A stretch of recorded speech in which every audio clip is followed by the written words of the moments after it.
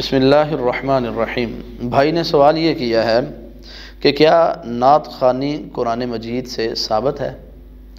نعت خوانی جو ہے، دیکھیں، نعت کا مطلب ہوتا ہے اللہ کے رسول صلی اللہ علیہ وسلم کی تعریف کرنا۔ تو سارے کا سارا قرآن اللہ کے رسول صلی اللہ علیہ وسلم کی تعریف کر رہا ہے۔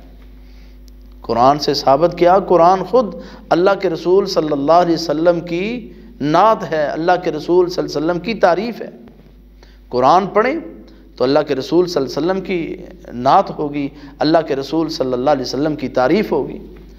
تو نبی صلی اللہ علیہ وسلم کی اگر کوئی نعت پڑھنا چاہتا ہے، اس میں ہم کوئی اللہ معاف فرمائے رکاوٹ نہیں بنتے، نہ ہی کسی کو منع کرتے ہیں، نعت پڑھنی چاہیے۔ اللہ کے رسول صلی اللہ علیہ وسلم تو خود جو ہے سیدنا حسان بن ثابت رضی اللہ تعالیٰ عنہ کو کہا کرتے تھے، اپنی شان میں ان سے نعت سنا کرتے تھے۔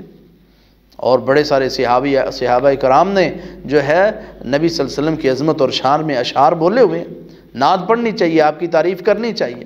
لیکن نعت خوانی کا جو ہمارے ہاں معاشرے میں سلسلہ بن چکا ہے نا کہ جی وہ لوگوں کو جمع کرنا ہے، وہاں ختم شریف ہوگا، وہاں یہ کھانے کو ملے گا، ان کے اوپر قرآن پڑھا جائے گا اور پھر نعت پڑھی جائے گی اس کے اوپر، یہ جو ایک سلسلہ بن چکا ہے نا، یہ درست نہیں ہے۔ اس طرح کا جو ہے وہ اللہ کے رسول صلی اللہ علیہ وسلم سے اور صحابہ کرام سے ثابت نہیں ہے۔